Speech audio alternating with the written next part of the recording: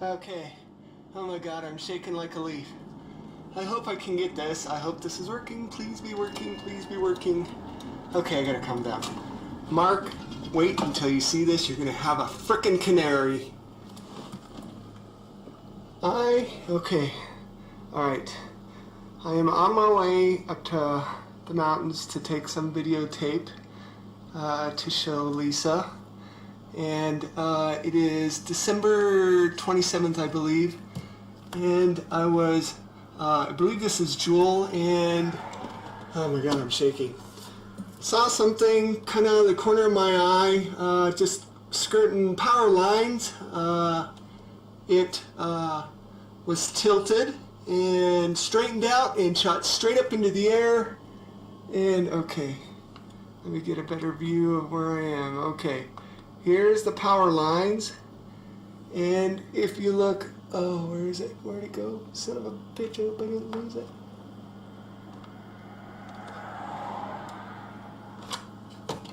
Okay.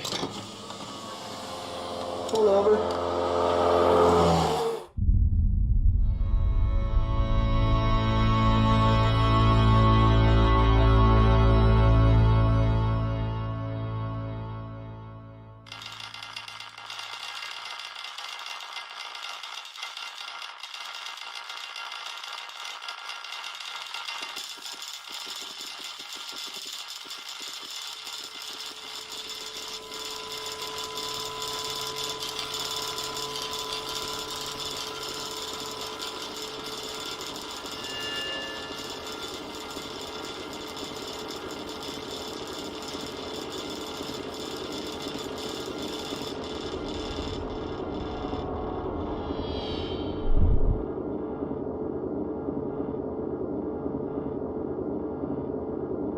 I actually noticed it as I was turning into come up to Daniels Park. Just kind of caught out of the corner of my eye and didn't really pay much attention to it. But I really got a good glimpse of it as I was coming up there's a steep hill just right before you get up to the top of Daniels Park. And I could see the light emanating from whatever this thing was on the ground, blinking on the ground. It lit up the whole area. There it is. There's the thing that's been following me. Oh shit, what is that? Yeah. It's a close right here. Where did it come from? I don't know. The girl saw it. He said Anders had no idea what they were talking about.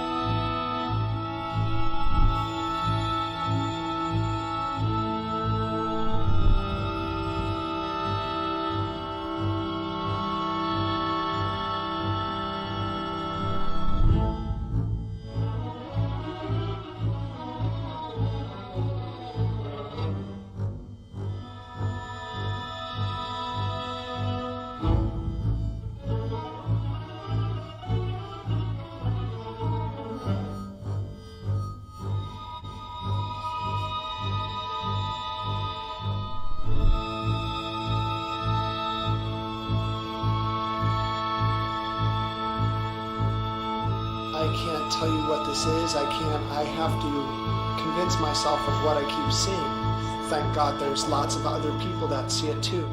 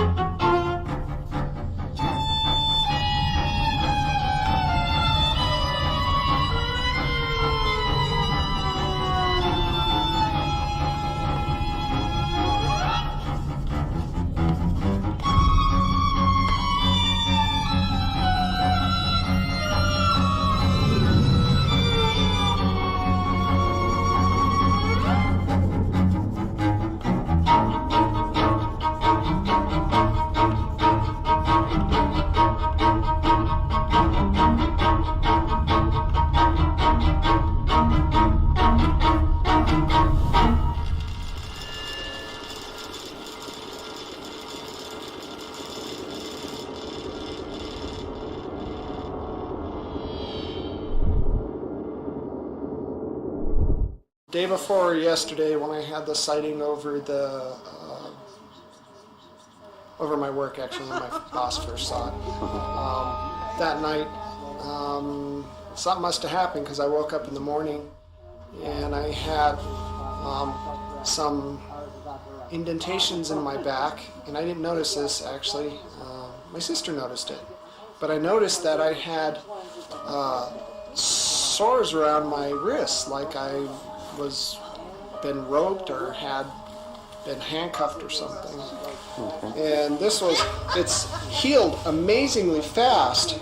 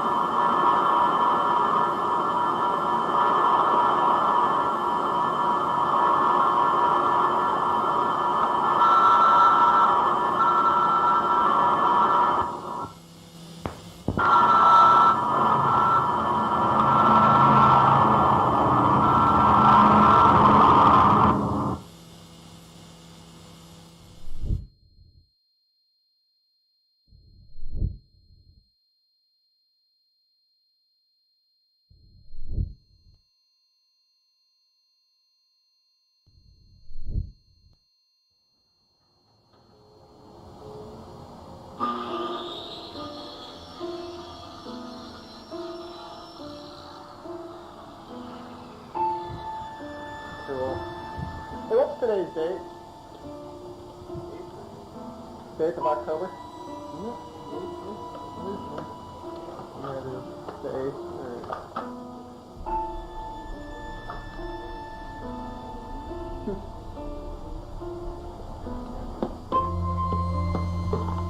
I don't know, personally, I think it's a little fishy that something happened and just the next day they're coming to replace all that siding.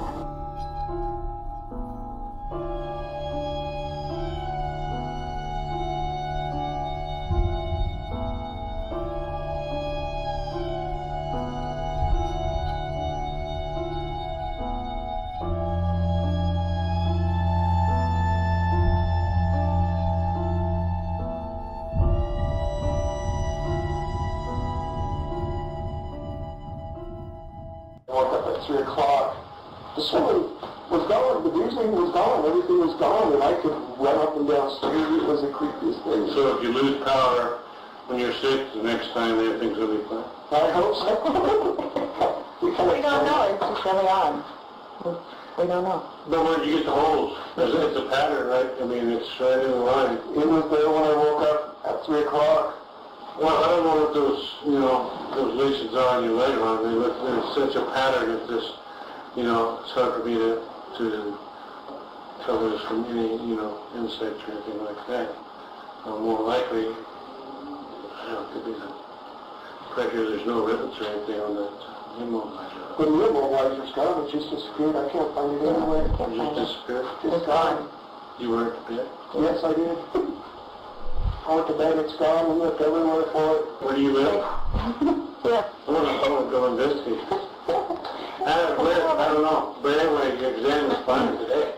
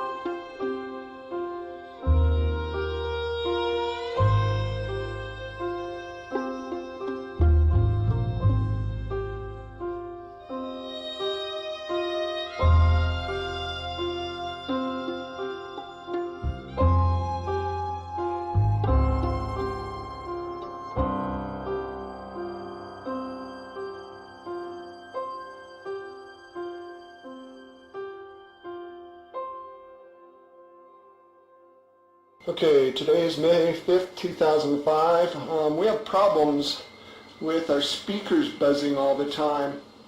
And I wanted to let you see and hear for yourself.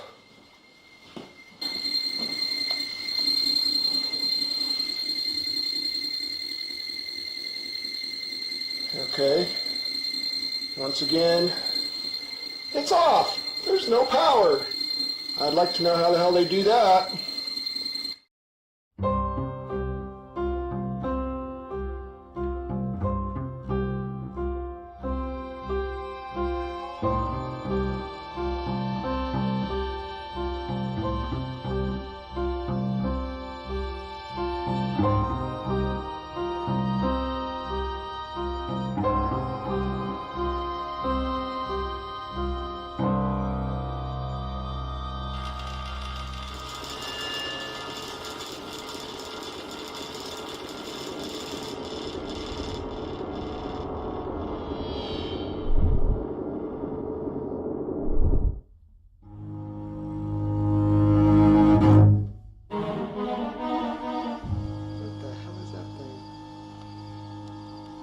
Shit. Oh my god, there it is. Oh my god. Oh my god. Holy shit, what the hell is that thing?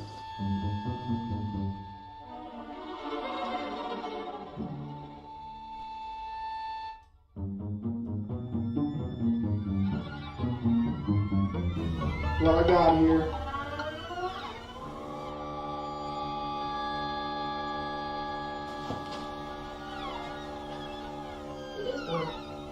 See?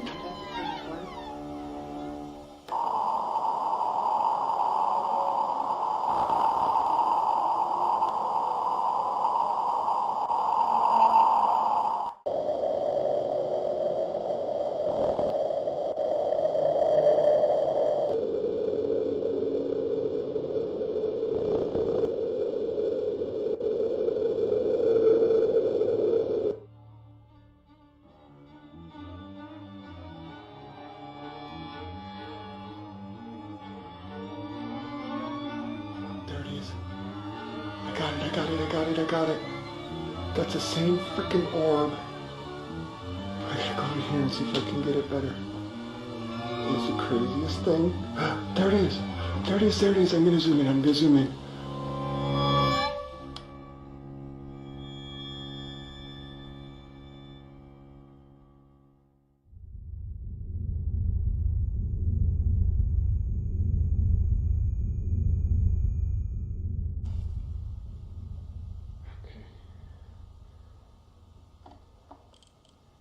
Keep it rolling there.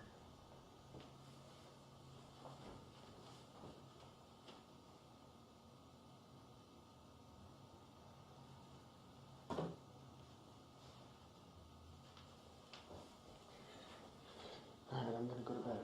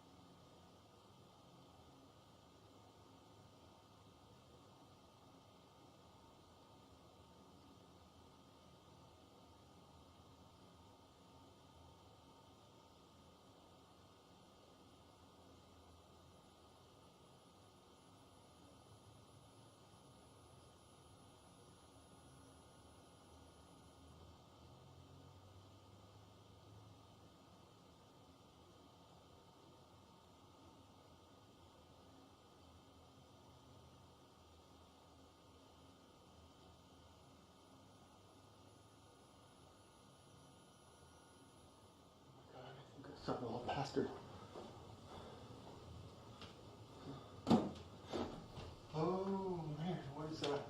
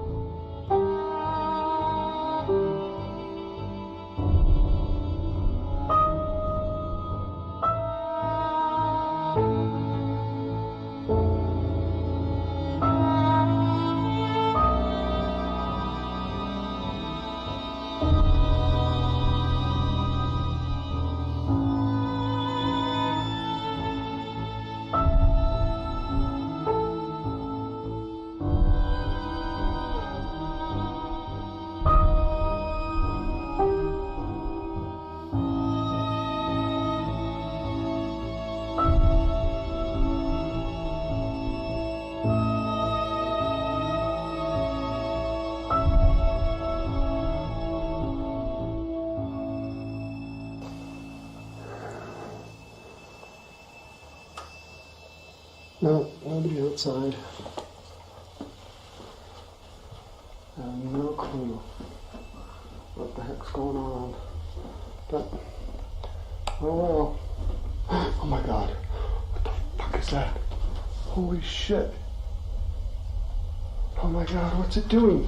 Holy shit. Oh man. Where the fuck did it go? Oh my god. I can't believe it. Where'd it go? Where'd it go? Where'd it go?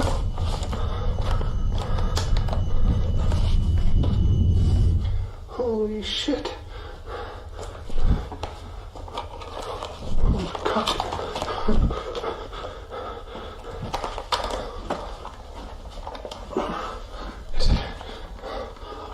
I can't see it anymore. Where'd it go? I can't believe that. I can't believe what I just freaking saw. Oh my god. Oh my god. That's amazing. Oh my god. What?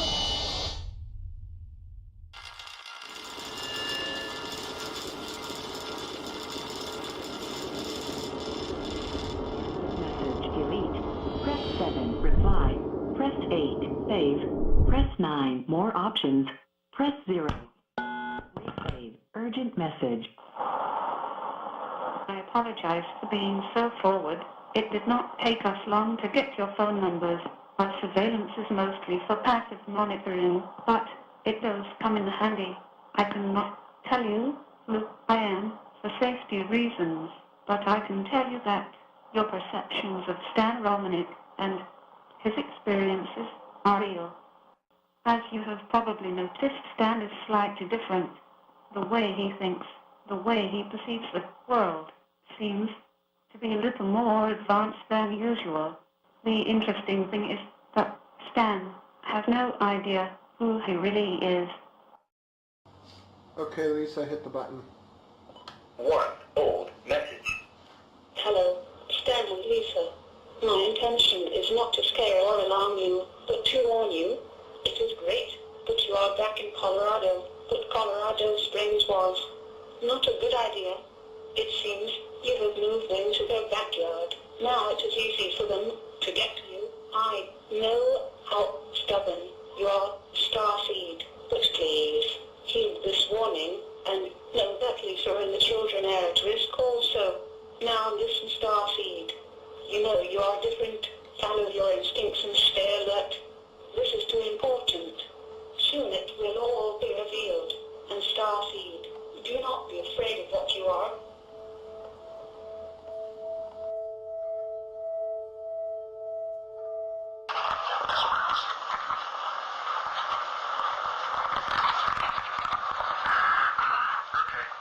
Sorry about that. Someone was at the door.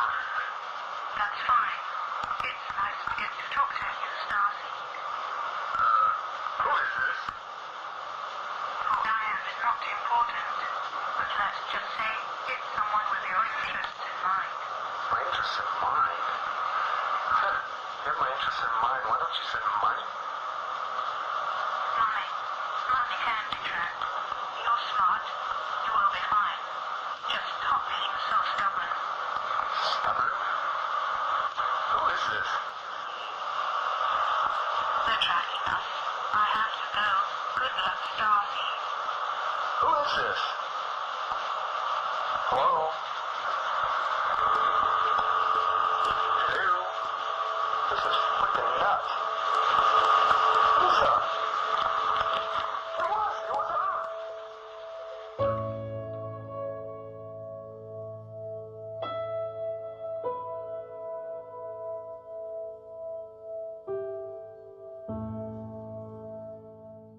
I keep hearing like some weird ass thing in the background. Like a mumbling. Something. Yeah. Are you still there, Heidi? Yes, I am. What the hell was that? I don't know. That was really a neat sound.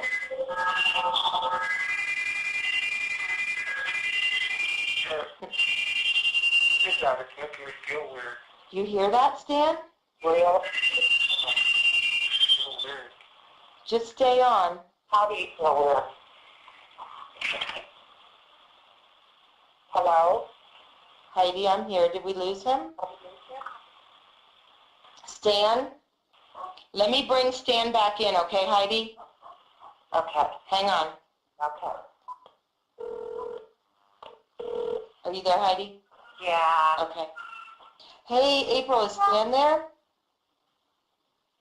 Yeah, he's on the floor. He passed out.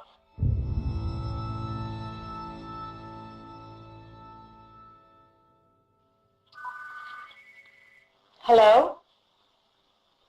Victoria. Yeah. Please tell Starseed we are sorry. We did not mean to affect it that way. It is to help him transition into the next step.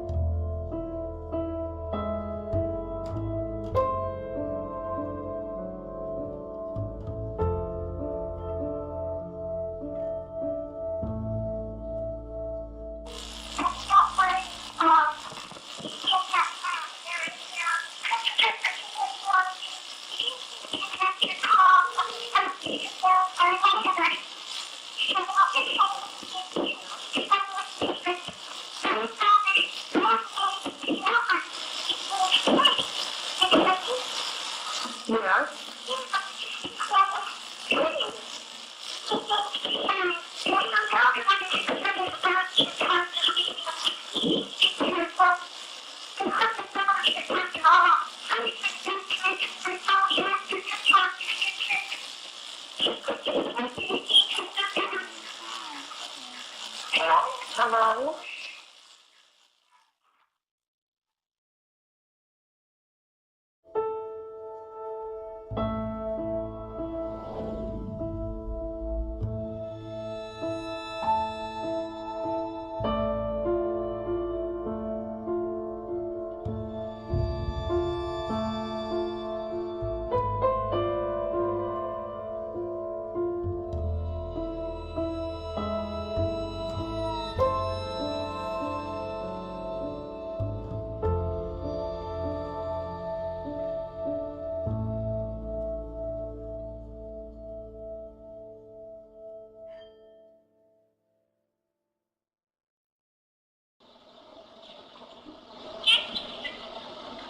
Yes?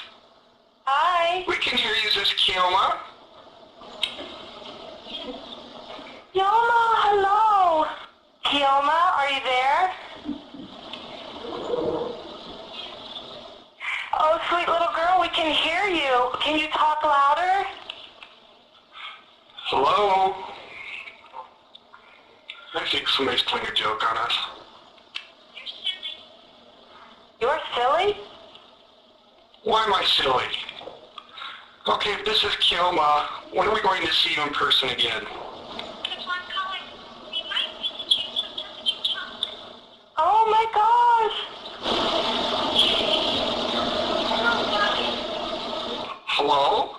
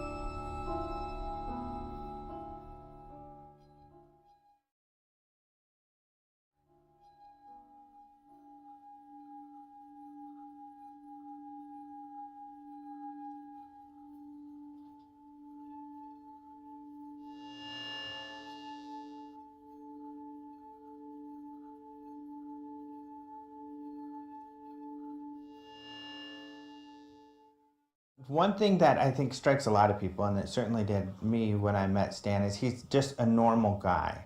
He's almost like a barometer, and and when things around him change, it really affects him. My first thought was that he was highly sensitive, highly aware, what I would think of as the artistic personality. Answered questions quickly, appropriately. I was impressed. He seemed like a normal guy. Average person, nothing unique. They're a normal family. I mean, I saw their family life. They all seemed very honest and very sincere and down to earth. So. He wears socks, he wears shorts, he wears shirts. You know, it's not like an abductee is somebody who wears a tinfoil hat. They don't have moon boots. You know, he's very normal. But he has abnormal things happening to him, around him, but more for him. You know, it's pushing him to do something very important, not only for himself, but in a way for humanity.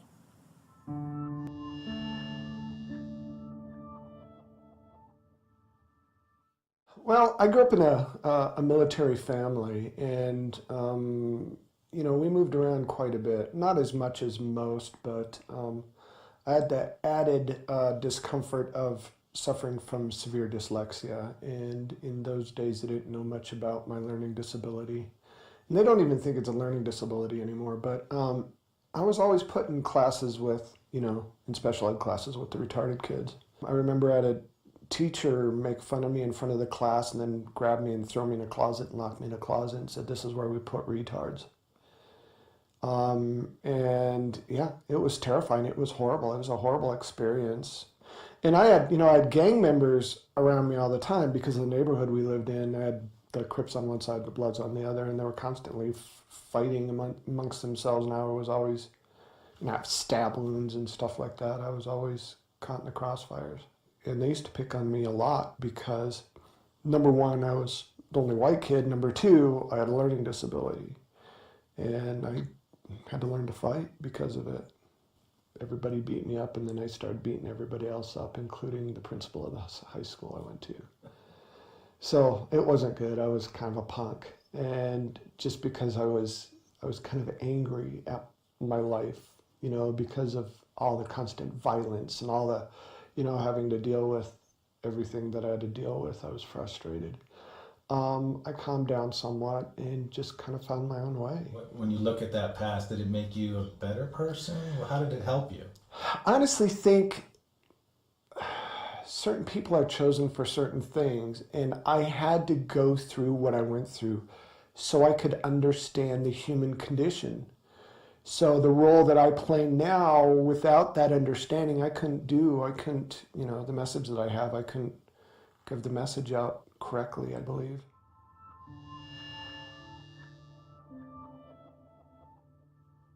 You know, when I was growing up, my opinion of UFOs was, I thought people are crazy if they believed in that stuff. You know, I just didn't believe it. There was no reason to. I didn't even pay attention to it. I was in my own little world, my own little reality bubble, and that's the way it was. I was taught that there's nothing out there other than us. God made us, and that's it. And so when this big event happened, it switched everything around. It literally took me a good 2 years to come to terms with what had happened. And stuff continued to happen through that time. And what makes it so different is when the stuff happened, there were other people around. I wasn't by myself like a lot of these that you hear about. Most of the stuff that happens with me, even now, only happens with a lot of people around. So it took a lot to shake my tree, but when it shook violently, and it changed everything.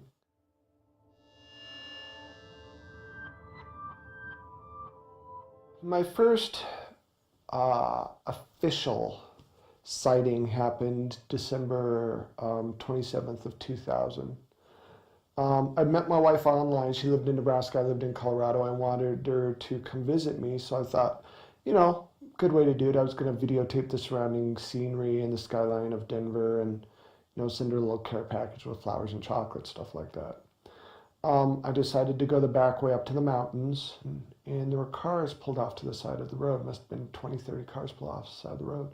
And all these people had gotten out, and they were staring at something above the power lines that were off to my left, or I should say off to the south. And as I was driving up, I'm looking at, trying to see what they were looking at, and it looked like some kind of weird silver hot air balloon.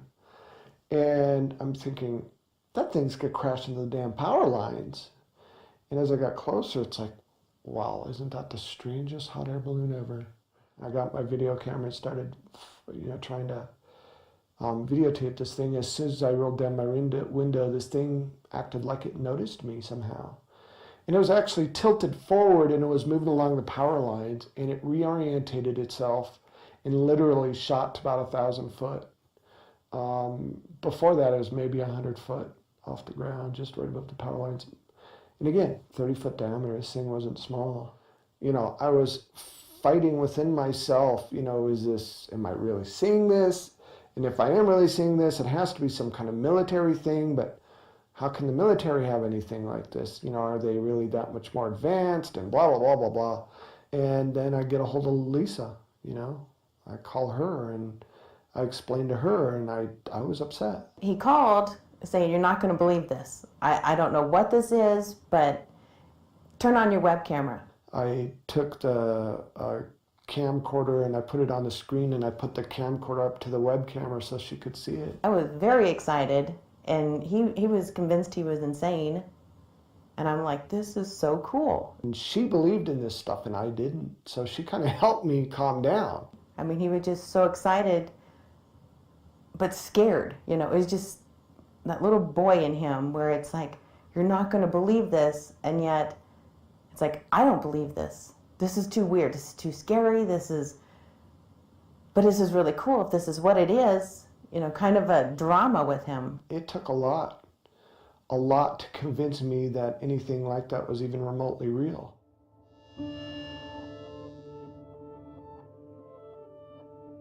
2 o'clock in the morning, maybe 2:30. And they must have been knocking for a while because I'm a heavy sleeper, but they knocked long enough that it woke me up. And first thing I thought is maybe my friend ran out of gas and he had to walk back. Maybe it was the neighbor, they were drunk. I wasn't sure. Got up to answer the door, and I noticed as I, start walking down the hall, my sister had already answered the door. And I looked past my sister, and there were 3 people standing outside. The first thing that popped into my head is, oh my God, they're here to rob us. They're going to rob us. And I'm yelling at my sister, don't let them in because they're going to rob us. And as I get closer, I realize that eyes are kind of just slightly open, mouth just wide open, and she's staring at the ceiling like she's still asleep or something. And I'm yelling at her, and she's not moving. And then when I get really close, I realize there's a female and 2 males. And I got to tell you, I was really scared. I was really scared because I had just come to the realization that UFOs were probably real. But I didn't really think about the fact that something had to be driving these UFOs and that they might not be human. And then now I'm being confronted with this reality that there's something at my door that isn't human. And let me tell you, it was really quite disturbing to me. And right as I got to that realization, the female stepped forward. And for whatever reason, I could hear myself screaming in my head, but I couldn't. It wasn't coming out. And she grabbed my wrist. A thought popped into my head. You're okay. It's going to be okay. And the thought was not my thought. I didn't put that thought in there. It just appeared. And let me tell you, it must have freaked me out enough that I somehow snapped out of whatever trance they had me in. And there was a male on either side of me. And by the time we got outside to the balcony, I grabbed one of the males and I was going to literally throw him off the balcony. And I felt the light tap, like somebody was tapping the back of my head, and I woke up somewhere else. I don't know. It's really bright. Mm-hmm. Like really bright. Where's the brightness coming from? All around, really bright. I'm kind of stuck to the whole wall. I think it's a wall. I can't tell. What makes you think you're stuck to a wall? I can't move my arms. I can move my head. I can move my body. That's like I'm sucked or glued to the wall. You know, you go to an amusement park and you those centrifugal force rides that spin around and you're stuck to. That's what it felt like to me. But it was incredibly intense. Something around my wrist. I'm trying to get free. I can't get free. And is it just around your left wrist? Yeah, it seems to be around my wrist, but I don't think that's what's holding me down. It looks like it's connected to something, but it's not holding me down. I could move my hands. I could kind of move my hand, move my feet a little bit, but I could not get free of this wall. And when I looked, it looked like it had quarter-sized copper pieces about their space, maybe a foot apart, all over the wall, just peppered the whole wall. And I had these copper bracelets on my ankles and on my wrists, and they had these tiny filaments, almost like hair-like filaments that were going to the wall. And if I wanted to, I could have snapped them, but for some reason, I was stuck, so I couldn't do anything. I couldn't move. Well, they're turning me over. They're like turning me around, and I can't seem to move very much. And they're doing something to me. And they turned me around, and they started doing something to my back that hurt, really stung really bad, like they were cutting me or something. They're sticking it really far in my back. How can you tell how far it's going in? It hurts. So you can feel it. Yeah, but it's weird.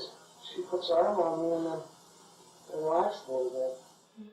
And I felt another tap on the back of my head, and I woke up in the middle of the room on some kind of platform with the female standing right there. And she looked at me, tilted her head. Suddenly, an explosion of thought literally filled my head. It was so intense, it knocked me over, and I almost fell off the table. And when I came out of this shock, she stepped back. She quit doing whatever it was that she was doing. She stepped back as if to say, okay, you poor, stupid, little, insignificant thing, we're going to try this your way. Image after image, thought after thought, visualization after visualization just filled my head. It was then that I realized whatever this thing was, it was way more advanced than me.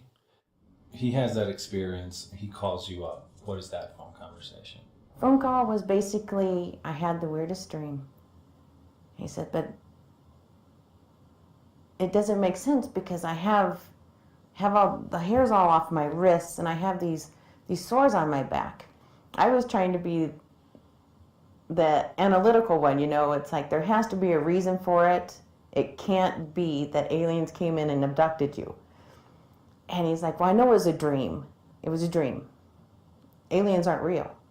And then he called me back because he's like, I'm going to go. And he called me back and he goes, it wasn't a dream. I know it wasn't a dream. I fell apart. I started crying and shaking and freaking out. It's like, oh my God, because it made it real. It made this whole thing real. This really happened to me.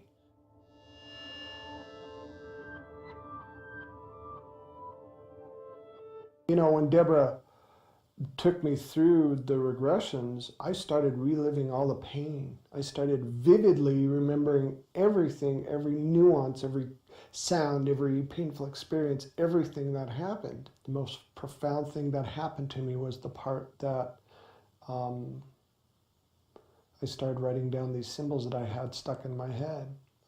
She asked me, so what do you remember? I said, I have these symbols in my head. I have these weird things in my head. She goes, can you write them down?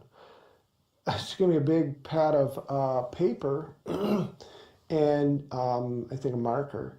And I just started. I remember the symbols really clear. How can you describe them? Oh God, I could write them down for you.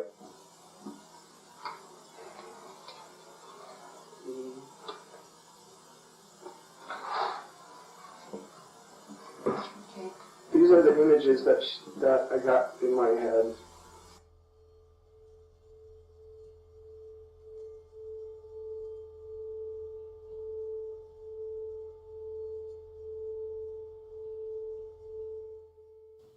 My first abduction experience really was about, I think, seeing who I was, maybe seeing how I developed. I'm not sure.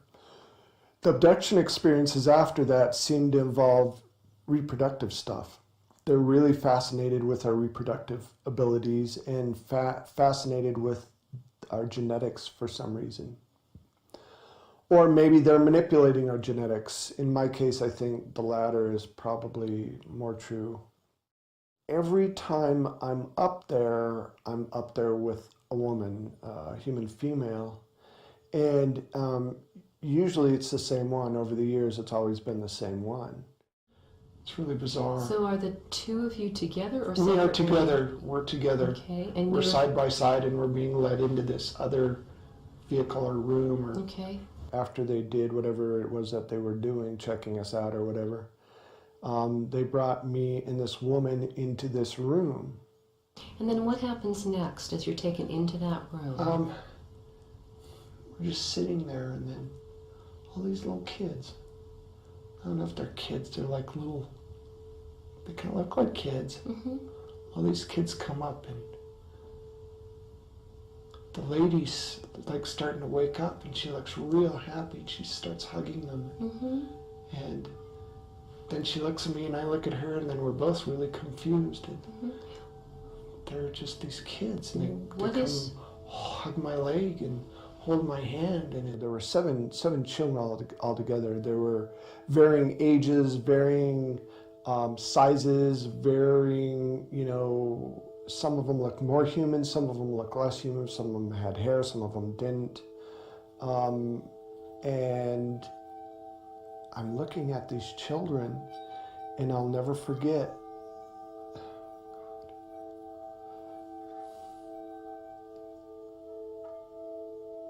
every single time I talk about this,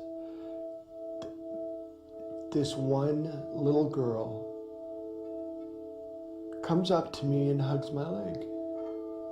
And I'm looking down at this beautiful little child hugging my leg, and I realized that this kid looks like me, and she's beautiful. But she's different because it's all about the eyes. She has these huge, oversized, almond-shaped, slanted, so blue they're almost violet eyes. Beautiful blonde hair, and she's just clinging onto my leg like, please don't let me go. I don't want to leave her behind. You don't want to leave who behind? The babies. The babies? What are you feeling right now besides the fact that you don't want to leave them? They're crying. They're crying? What tells you that they're crying? I can see them crying. They're reaching for me, and they're making me go. Mm-hmm. The children are making you go? No. They're taking me away from them. Stan basically was reliving his experiences. It wasn't even about remembering. And to sit there and watch as he physically experienced the pain inflicted on him was very hard. It was just heartbreaking to watch. The memories he did have of his abductions and the woman that he remembered seeing her, he knew what she looked like, what she sounded like, was hard for me.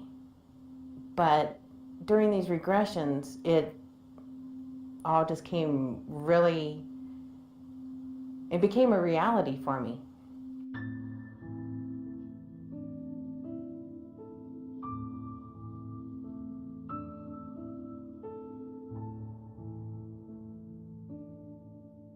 They kept looking at her, and Lisa watched me, looking at her. She goes, what's up? And I said, I know her from somewhere. I mean, I don't know where I know her from somewhere. And then it hit me like a lead balloon, like a ton of bricks. She was the woman I was with all this time, every time I was taken. It was the same woman. And we became very close friends, and it got to a point where it was kind of hard for Lisa because we had this weird connection. me and Victoria, this bizarre, unnatural connection. I was so wrapped up in the, the case and learning about it and learning what my role was in it and experiencing so many things around me that I wasn't focused on Lisa's feelings. When he found Victoria, that was really, really hard for me to deal with, because I knew she was real, I knew she existed, and in some ways I prayed that he never found her.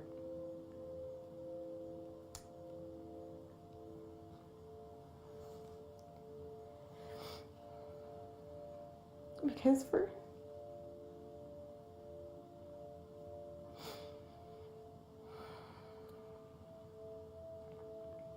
6 years, I worried what would happen to me.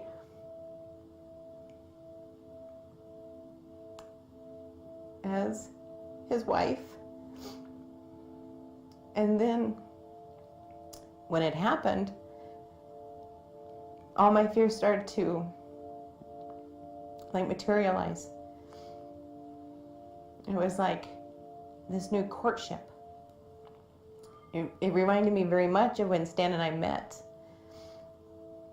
The hours of conversations, and they had a connection via 7 children that Stan and I didn't have.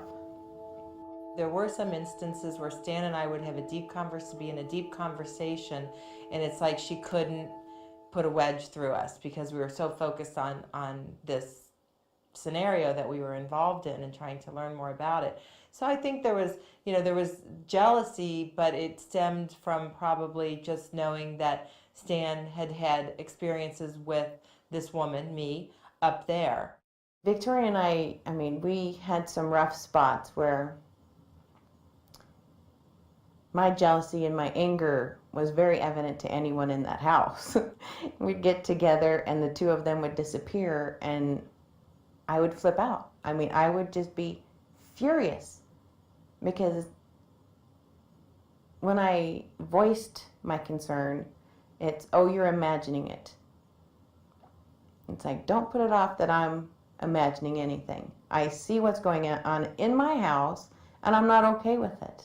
I don't know how I would have acted, but she always held herself in complete poise in class. And I mean, there were a couple instances where she'd, get, you could tell she was hurt or bothered, especially if he and I would go off to the side and be in this deep conversation and she'd be looking for him and we're sitting out in the front yard talking. And then I started understanding, not liking it obviously, but understanding that here's these two people that were put together in these terrifying experiences.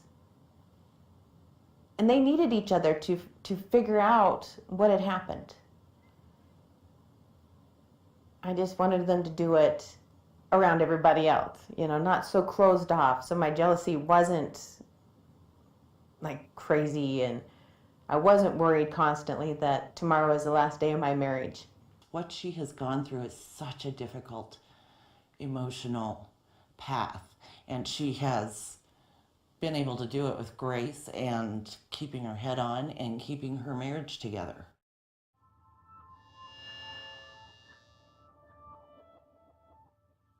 I have never doubted that my husband loves me more than anything else. And he knows that, obviously I'd give my life to support him. I would never lie for him, but I will support him. I'll back him up when he tells his story, when it's true, and the events are accurate. Otherwise, I call him out on it. It's like, no, that's not when it happened. So. Can I interrupt you for that? Mm-hmm. From that? You just said you would never lie for him. That's right, I won't. To your core, that's who you are. Absolutely. So nothing that has happened in any way, shape, or form in his life and to you has been fabricated? No. Nothing that he has shared with you or anyone else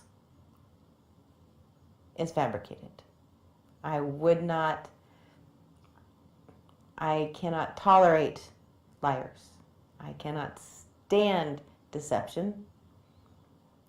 I would, if I thought Stan was lying about any of this, making any of it up, I would have walked away faster than anything. Love or no love. I wouldn't do it.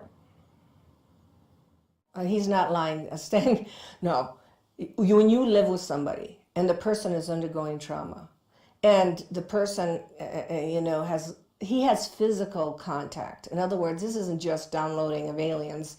This is physical marks and physical problems and physical interaction. The person that's the closest to you knows whether you're lying or not, and she is actually, she and the family, all the family, know that this is a real phenomenon. Now, whether some of it has been done to him to confuse him, and half of it is disinformation, or some of it is copycat, we don't know that, but we know some of it is real. Do I believe everything that that's happened to him? Absolutely not, because I can't investigate everything that's happened to him. But I'll tell you what, out of all the things that he's claimed has happened to him, even if you believe 40%, that's a lot. That's enough right there. Just that 40% is enough to to believe that he's an actual abductee.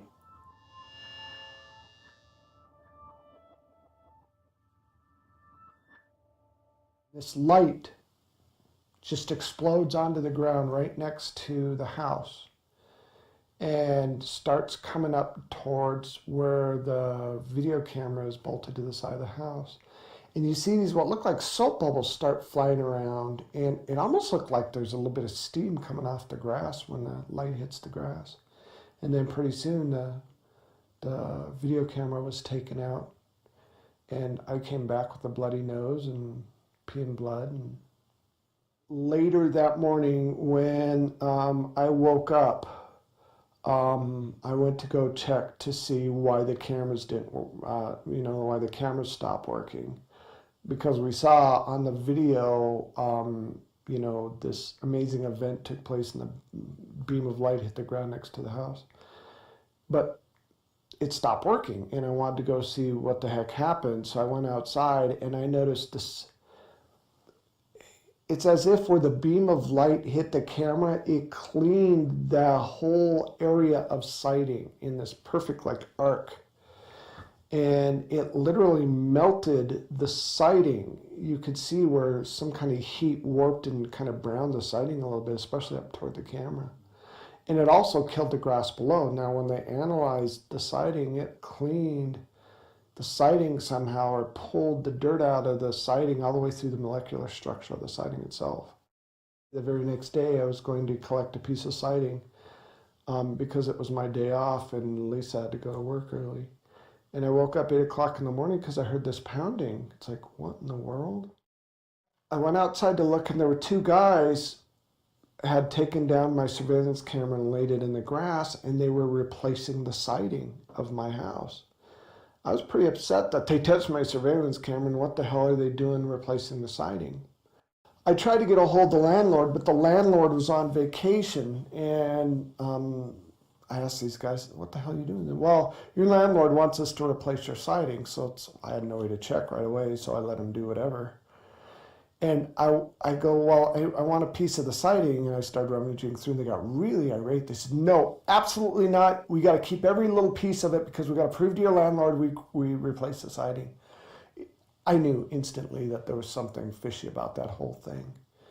Well, about not quite 40 minutes had passed, and all of a sudden I heard a shop vac going. Well, I came running outside, and they were shop vacuuming the yard, and when they weren't looking, I grabbed a piece of siding. Even before then, I went and got my video camera because I wanted to videotape the whole incident because I didn't trust what was going on. And it's weird because they wouldn't look at me. I got them to tell me what date it is and made small talk, and they didn't even look at me to see that a video camera going. They just refused. They always had their back to me, constantly trying to turn their back. And when I purposely walked around to face them, they'd turn away. And so I grabbed a piece of siding, and after about 45 minutes, they shot back the yard. And I thought they went to lunch and were going to come back. They disappeared. It says Bob sighting from Grand Island, Nebraska on the side of their truck. And all they replaced is where the UFO beamed my surveillance camera. That's it. And when I called the landlord said, I didn't ask for them to sight the house. Why are they sighting the house? I hope they don't charge me. So, and then the investigators looked up Bob sighting from Grand Island, and there's no such thing. No such thing.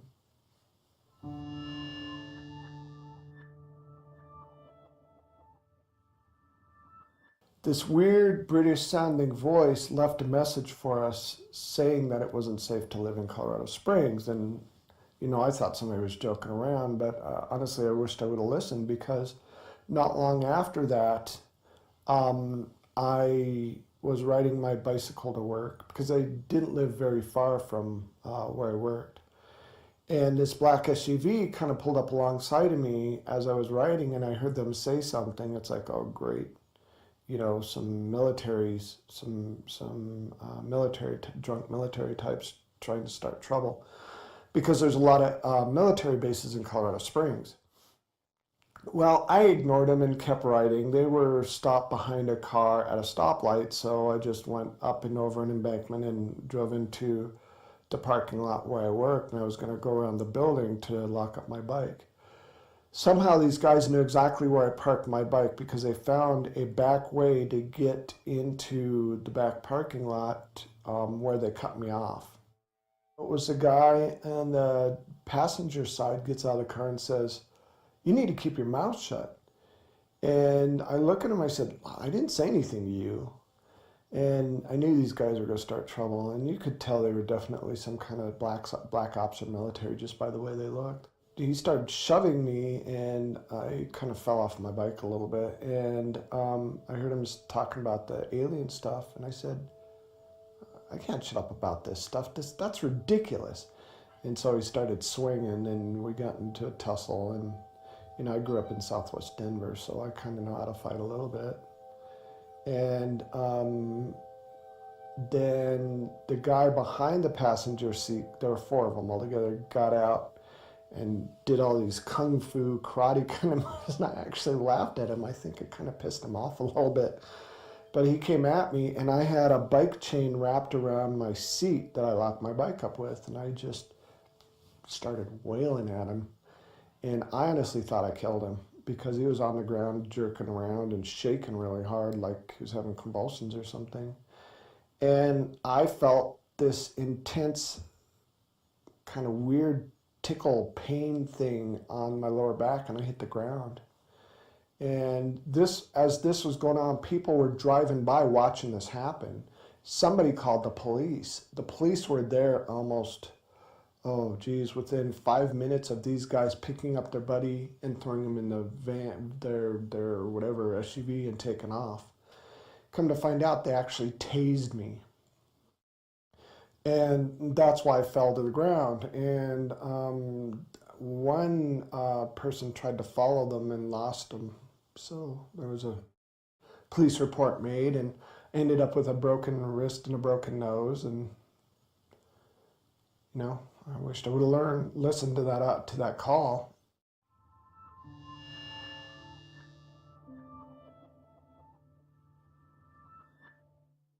This probably was the most significant event for me out of all of this that's happened so far. I'm still waiting for something more impressive to happen. It started out, I was painting the eave of my house, and I had grabbed for, I think it was for a brush to kind of brush the old paint off the eave, and I kind of fell off balance a little bit and literally fell 12 feet onto the ground, and I tried to catch myself. Trouble was, there was a wheelbarrow full of bricks just right beneath me, and I twisted my leg just right and tore the anterior cruciate ligament in my hamstring of my right leg. Went to the doctor. They told me I was going to need surgery that next Wednesday. I think this happened I think it happened on a Friday, so I was going to need surgery that next Wednesday. I had to wait through the weekend and everything. Tuesday night, something happened though. Usually when I get taken, what will happen is, for whatever reason, whatever power or whatever technology they use seems to blow the circuit switches, blow the breakers in the house. So Lisa woke up in the middle of the night because I was gone and all the breakers were blown. She could hear the breakers go or something. I don't remember exactly what woke her up. But when she tried to find me, I was completely missing. I was gone. I was nowhere to be found anywhere. She looked everywhere for me. She eventually got all the breakers flipped back on, all the lights back on, and she came in the house, and I was standing dazed, kind of dazed in the middle of the living room. Now, to me, I woke up and I was looking for Lisa. In reality, I was already missing, and Lisa was looking for me. We didn't really give it any more thought. We didn't give it a second thought. We decided, we'll just go back to bed. It could have been a fluke, who knows. Well, the next morning, Lisa, I couldn't work because of my knee, so I was off work. And Lisa had to get up fairly early to get ready for work. So 6 o'clock in the morning, she got up and she noticed this circle in my yard. And it kind of looked like the same circle that we had in our yard from a prior abduction. Now, what's interesting is Lisa woke me up to come look at this circle. And she was looking at me weird, and I walk up to the window and I'm looking, I said, that's just crazy. How'd that get there? And Lisa goes, do you notice anything different? I go, yeah, there's a damn circle in our yard. She goes, no, do you notice anything different? I'm looking at her like, what are you talking about? So she goes, come here. So I walk over to her and it's like, hey, where'd my knee brace go? Where'd my cast go? And how come my knee doesn't hurt anymore? And how come it's swollen anymore? And why in the hell do I have 5 holes in the back of my leg? There was hardly any bruising left. My leg felt a little stiff, but after a while it stretched out and no pain whatsoever. Well, they found my knee brace a few hours later when the researchers came over on the side of the house, literally melted into some bricks, including the aluminum rods were all melted. And bits and pieces of it were found in the field behind our house and some of it on the swing set that was in our yard, as if this thing was thrown out of some high place and it just landed on the side of our yard. Well, the funny thing is, I had to call the doctor to explain why I didn't need surgery. And I remember calling, and I left a message for her, and she called me back because she was off work. She called me back and she said, Stan, I understand you're really frightened about getting surgery, but if you don't get this surgery, you're going to be a cripple the rest of your life. You'll never be able to use that leg again. I said, look, I can't explain it, and I wasn't about to explain that I was taken by aliens and they fixed my leg. There's no way I'd say that to her. She'd think I was nuts. I said, I'm just going to have to prove to you I don't need surgery anymore. She goes, all right, I'll tell you what. I'm not at the office right now, but my associate's in the emergency room. I'll call him, set it up. You go see him in the emergency room, and he'll tell you the same damn thing I told you. It's like, okay, fair enough. Well, I went to the emergency room, and my wife brought a tape recorder, and we recorded the whole conversation. And this guy had no idea how it was possible that I went from having a torn ACL to not having a torn ACL. And what kind of miraculous thing could have done this? At first, he said those holes in the back of my leg could be bug bites, but then there's no rivets in he didn't have any explanation. And then he suggested that we call the Ghostbusters to come figure out what was going on. And I never told him anything about the ET stuff. He just assumed.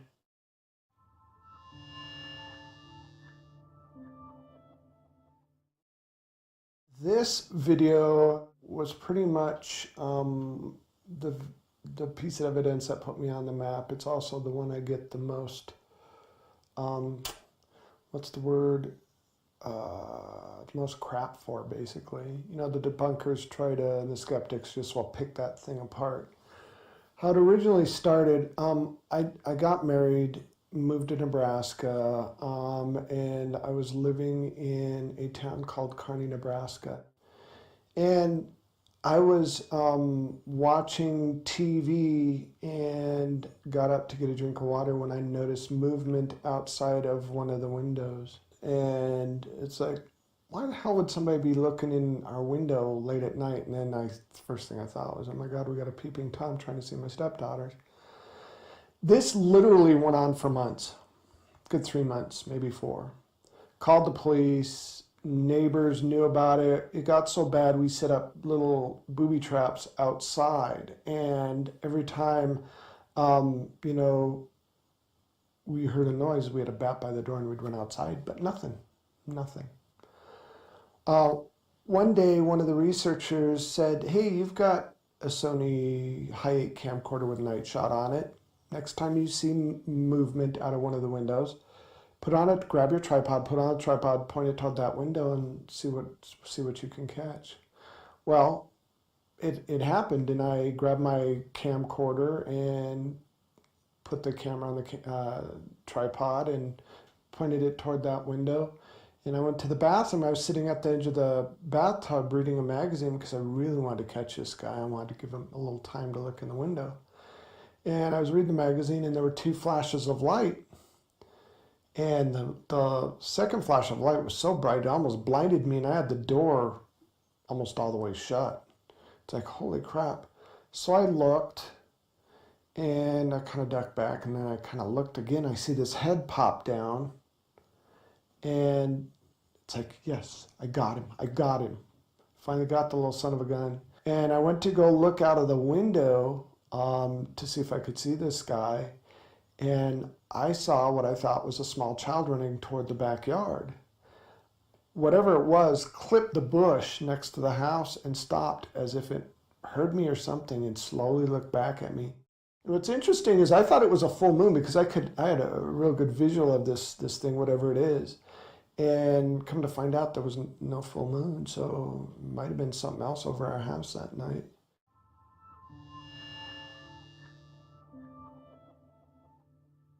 I was kind of staying away because my stepson had friends over for a sleepover. I didn't want him to get in trouble. And I woke up because I heard a noise. I had one eye open.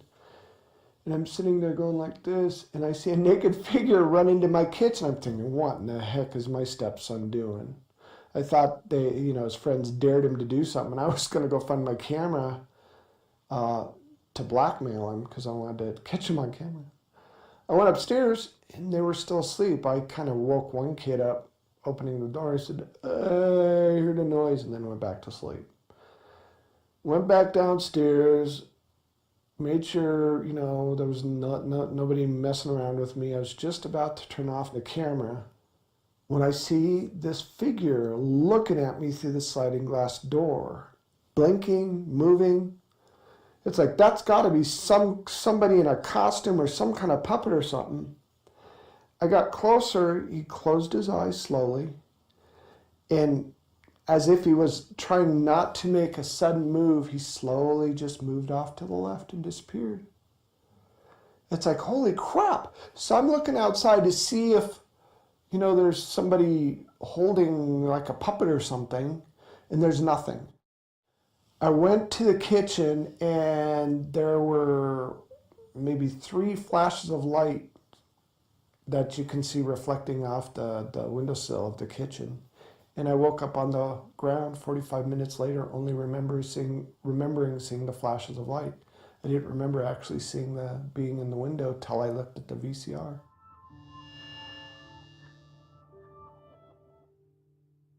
Well, we were having a party up at their home, and it was a book signing party.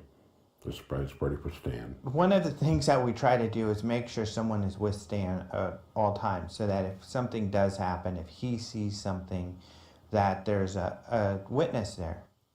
It was raining outside, and I was looking out the window, being really grateful for the friends I had, when I noticed this little girl at the edge of the driveway. Stan had seen the little girl outside, and it was raining. He's like, come here, Victoria, look at the little girls out here. And I'm like, Stan, it's probably just a neighbor kid. Just get in. I'm not going out there. It's raining.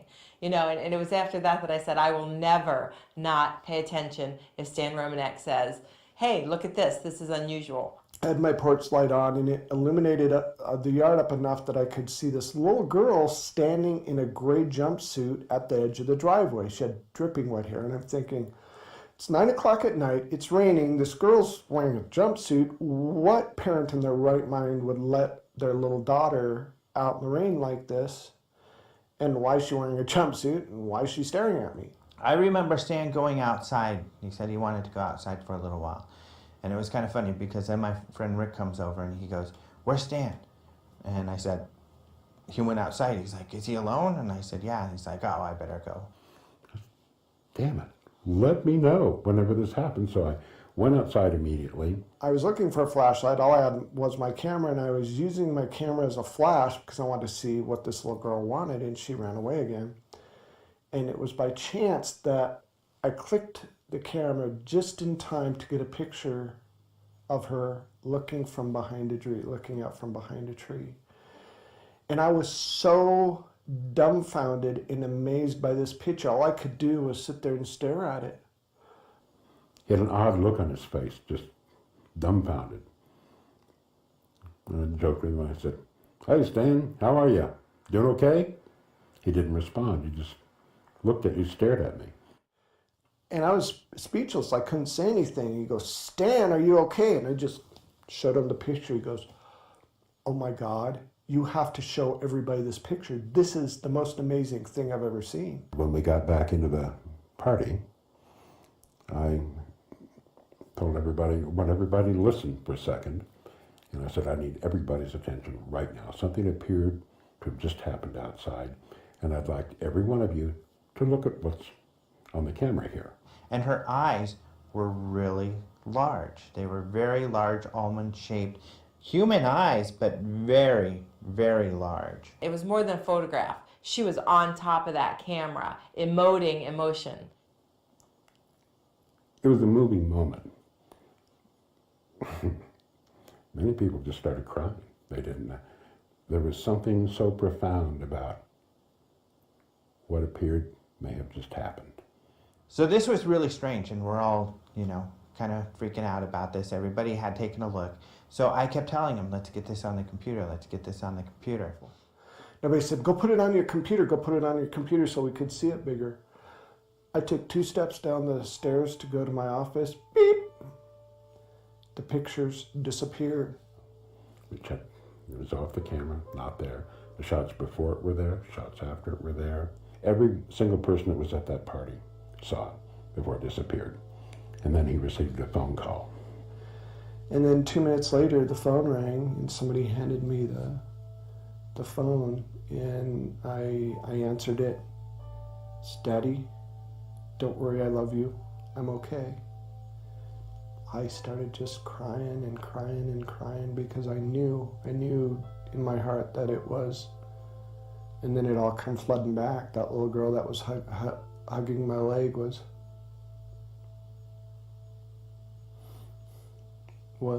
the girl that was there at the party.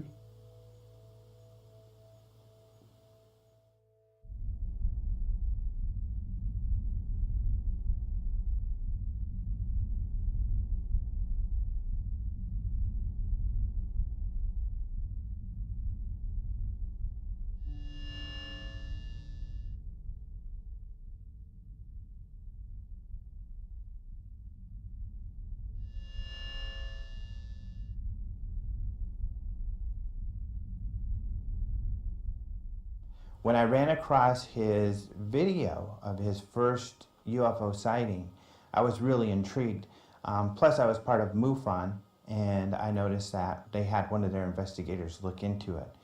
So really, I kind of, since it was some of the best video I had seen, wanted to look more into the veracity of the video. And I found that it was very credible that the MUFON investigator had found there were several witnesses to some of his first sightings.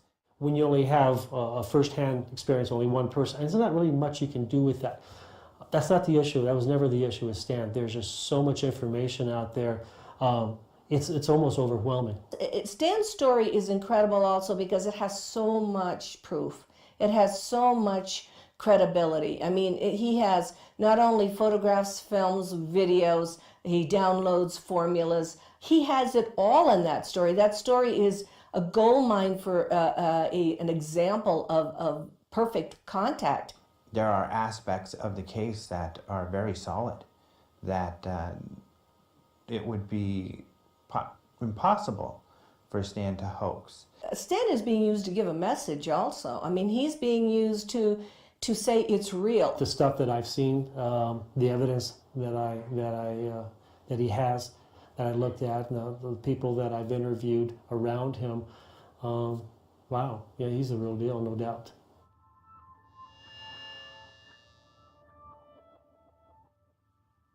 My name is Claude Swanson. I'm a physicist. Undergraduate degree in physics, MIT, class of 69. PhD in physics from Princeton, class of 76.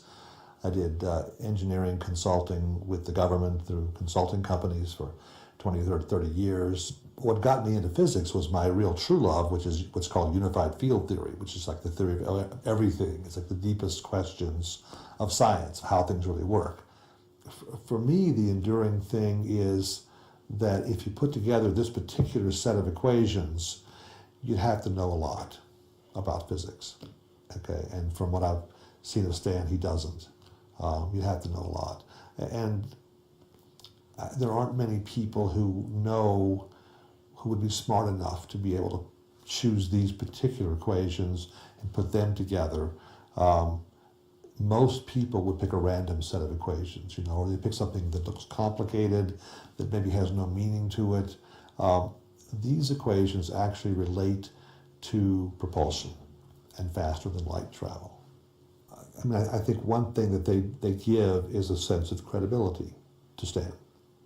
That these equations are beyond what he could come up with on his own, then they are an indication of a higher intelligence interacting with him. The more I have looked into them over the years and the more I've figured out different pieces of it, the more impressed I am that they seem to actually describe how they do some of the things that we find anomalous, how they go faster than light, how they get from some distant star to here. In our current science, even maybe 20 years ago, those things were viewed as impossible. What's been happening in the past 15 years or so is there's a group of leading edge scientific thinkers who seem to be following along a similar path, who, and they're not the mainstream scientists, but there are more and more indications that seem to back up the equations that Stan has been writing. So there's a trend here, a growth that kind of says, these might really work. One of his equations relates to a solution that was found in the 90s by a physicist named Alcubierre, a Mexican physicist, that is the first proposal for how you could take gravity and make faster than light travel from it. He found a solution, a mathematical solution that gives you a warp drive. Okay, that's what they called it. Now, it involves some conditions that are not realizable in our current physics today, but still it's a step in that direction. And as you look more into it, you find, and that's one of Stan's equations. And as you look into it, the other people, Puthoff and Robert Dicke, whose equations also show up in Stan's work, they're also working on the same idea, how to change space-time in ways we didn't know was possible before. Right now, what I'm picking up is that there's a theme. And the theme is that it is possible to get from there to here. Our present conventional view is we couldn't have ET visitors because it takes too long for them to get from there to here at the speed of light or less. But suppose there are ways of warping space and time or going faster than light. And that's what some of these equations are hinting at.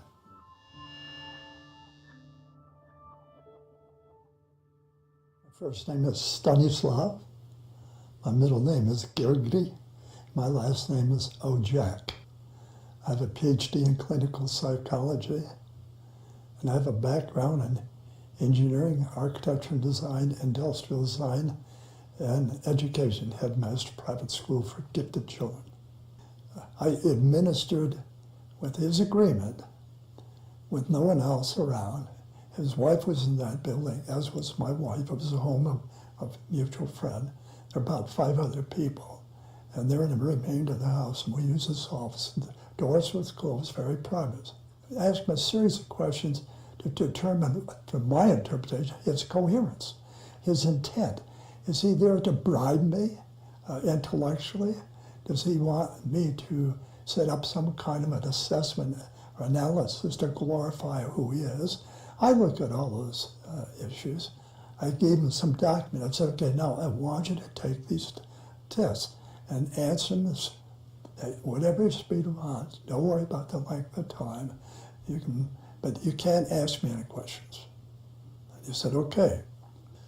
So he took the post-traumatic stress disorder assessment, and it shows that there's a very high degree of stress related to something. Now it could be related to his marriage. It could be related to something he refers to as a UFO experience.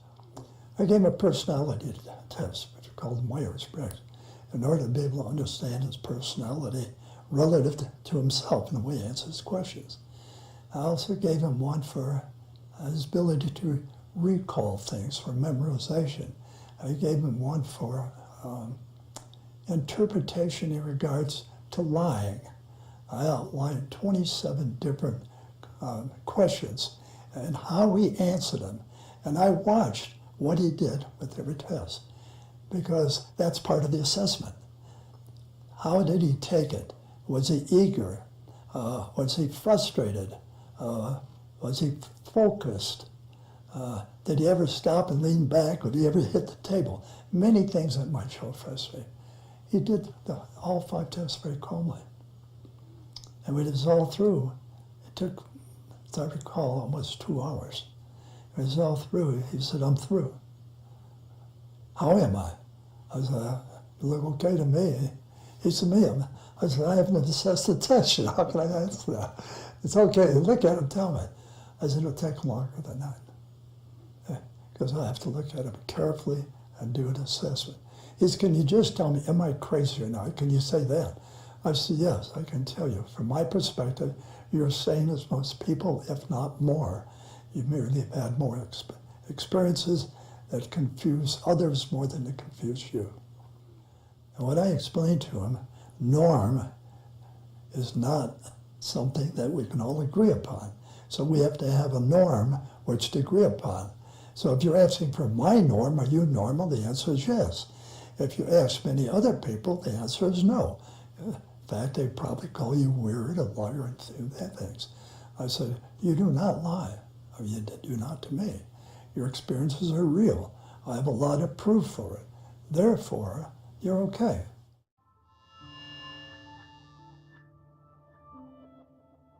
My name is Leo Sprinkle, R. Leo Sprinkle, PhD.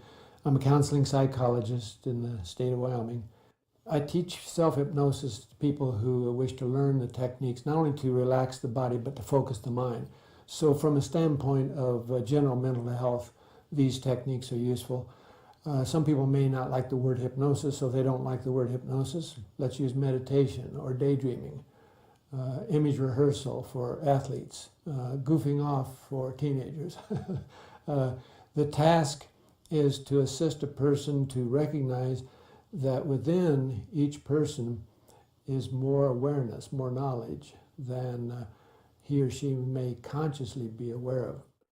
So on a scale of 1 to 10, with 1 being insignificant, 10 being the most significant ever, where does Stan's... 9. Stan's case is important from the standpoint of everyday people who want something that they can put their hands on. There's a photograph, here's a telephone call from an electronic voice that can't be traced. Here is a equation that the physicists are puzzling over. That kind of information means that Stan, as a person, doesn't have to be honest, doesn't have to be nice, doesn't have to be likable. He is nice and he is honest and he is likable, but he doesn't have to be because he's got all this information around him. He has been willing not only to share the photographs, the films, the phone messages, he's been willing to work with other people and write books and to create film, so that not only his story, but the people who are with him, their stories are being documented and being shared. To me, it's part of the ongoing process. So my view is if a person has several sightings, and then they have a job, they have a task, they have a duty, they have a chore, it may be merely to recognize it and accept it and talk about it with friends and family, or it may be something beyond that.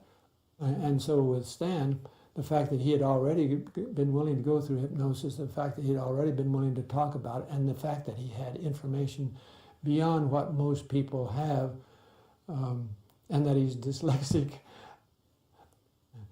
all of those things said to me that he is a messenger. And so that's why I asked him when I was with Alejandro and with him and Lisa, do you think of yourself as a messenger? And he said no. But as he talked with his wife and as he went on further, then he began to realize he may not think of himself as a messenger in the sense that he has a message. But it's just like when I was a 10-year-old kid, 5 o'clock in the morning, I'm riding my little bicycle and I'm delivering newspapers. I don't know the reporter, I don't know the editor, I don't know the publisher. I'm just delivering the news. And he's delivering the news.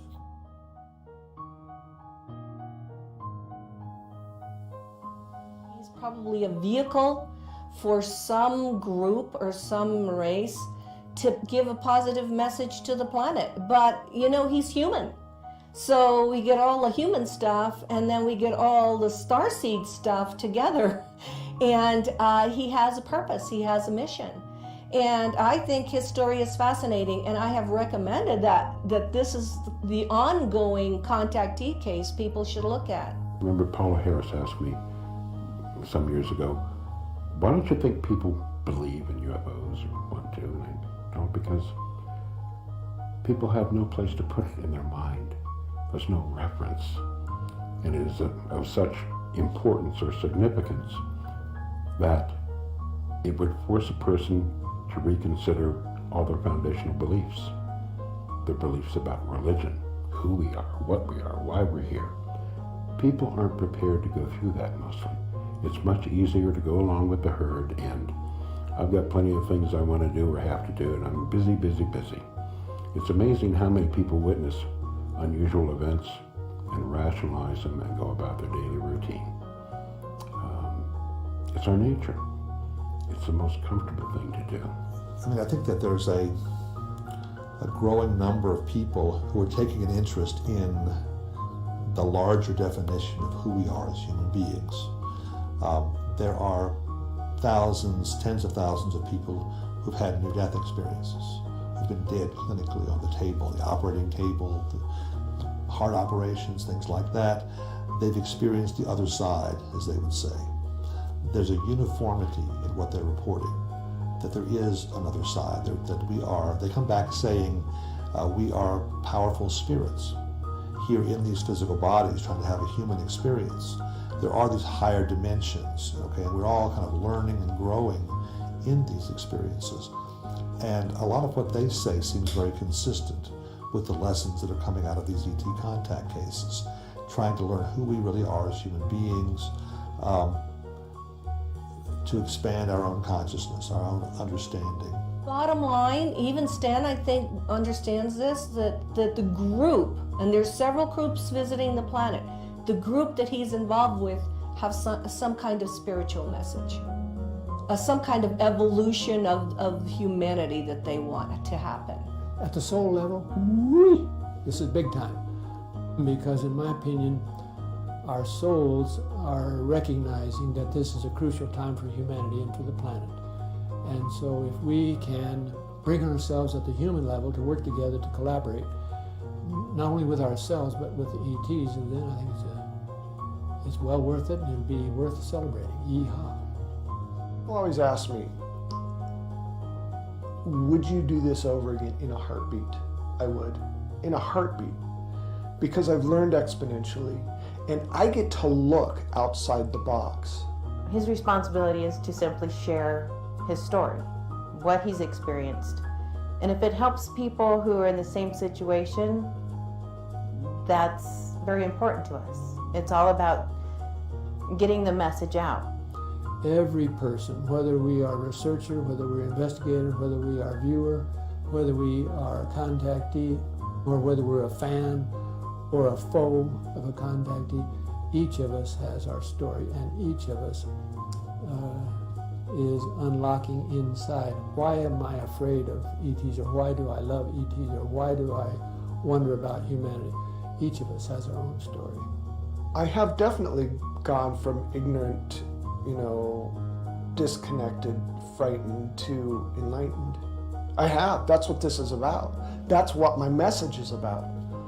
There's more stuff out there. And it's time for the human race to grow up. It's time for the human race to know who they are. It's time for the human race to understand that there's more than just themselves. It's really easy, but it's very daunting. All we have to do, the human race, is understand that we're not alone, and it changes everything. But trying to get thousands of years of, society ripped out of you is going to be tough, because we've been taught these certain things through religion and through all these other control mechanisms that we're supposed to think this certain way, and it's not benefiting us at all. And so, the message is there's more out there, and it's time we know it. It's time to grow up and take responsibility for who we are. We're being asked to grow up and to be more in contact with the spiritual side of ourselves. And to me, that's what this whole process is about. It's about growing up and taking on a more mature and a much larger view of who we are and how we fit into things. From the bottom of my heart, I just want to help the human race. It's just, I get lost sometimes. I don't know if I'm doing the right thing or the wrong thing. I just try to wing it as best as I can. But really, when I realized my role in all this, I felt honored to be a part of it. And I still feel honored to be a part of it. And I pray every day that I can somehow make a difference in what happens to this wonderful race, this glorious race, because it's important.